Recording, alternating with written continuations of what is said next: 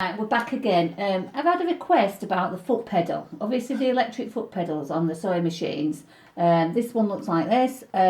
Obviously, when you press them, I'm just going to switch my machine off a second. So when you do press them down, you're pressing it down from that way.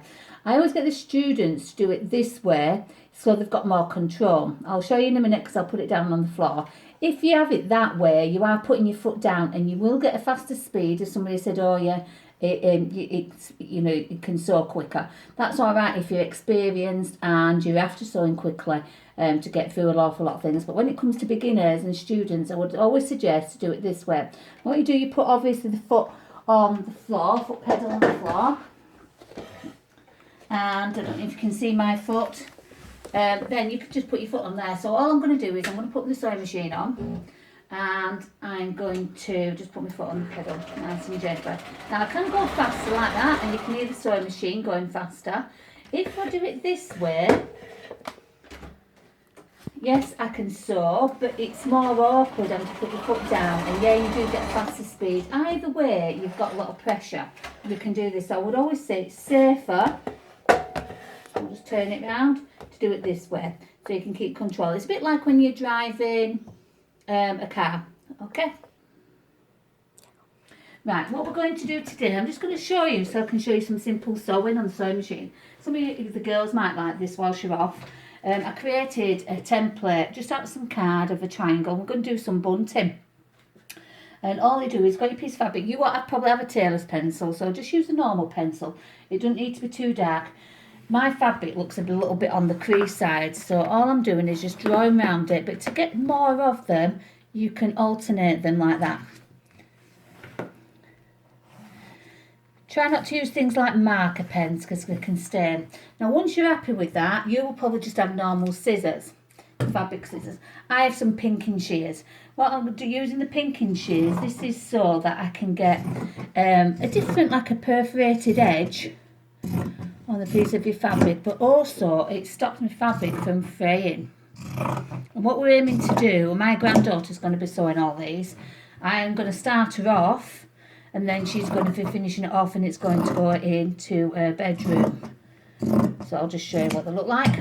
Okay, so it looks like that. Now we've got a few of them, so we've organised them into colours. So we've done a range of different colours,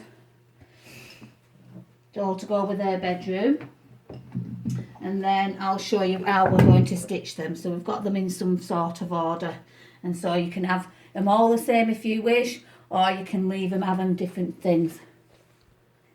We've got some pink ribbon here, so we could use some lace, or you can use any tape, anything that you've got. We're just going to leave a bit of a over just at the end, and what I'm going to do, I'm just going to put a couple of pins in just to hold it in place. So just a pin there, pin there, and maybe another pin at the end. Now obviously that fabric's a little bit creased and it's just over top of the edge, so we're going to do that. And what we're going to do with each one, if I sew one first, leave a bit of a gap, and then do this, because like I say, my granddaughter's going to do this, so I'm just going to get us started. So I'll pin another one on, and then we'll take it from there, and we'll pin a little bit at a time. Obviously we'll take the pins out as we go along. So we're just getting started with a bit of a gap. Right, I've set my sewing machine up. Always use a piece of fabric. Now this is obviously one that I used from when we were doing the driving test and so, just to test your sewing machine to make sure it's working.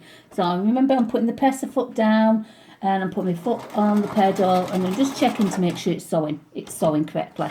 Pull it out. If it doesn't, and it's not sewing, double check to make sure you've threaded it all your sewing machine up properly. Remember, it's a backward N, and make sure that your spool case and everything inside's full. Sometimes that will stop coming outside. It's because it's empty. The spool's empty, and I did show you the other day how to do it on the other video. Now all we need to do, we don't even know to go do 2 rows, we can just do 1. So put the presser foot down. Remember, we're putting the needle down, so when I stop, I'm going to take that pin out so I don't run over it. Nice and steady, just down the centre as you get near the next pin. You can put pins in normally, I will put pins in that way, but I'm not today. I'm just showing you so that you get used to it. Just nice and steadily holding them.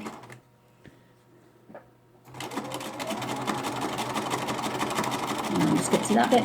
Now you could, if you want, just keep it running along there so that you're not constantly keep taking it out, and that will be perfectly fine. So we've got to that one. I'll just use these first two so I can show you what it's going to look like. And then I'll show you the finished one at the end.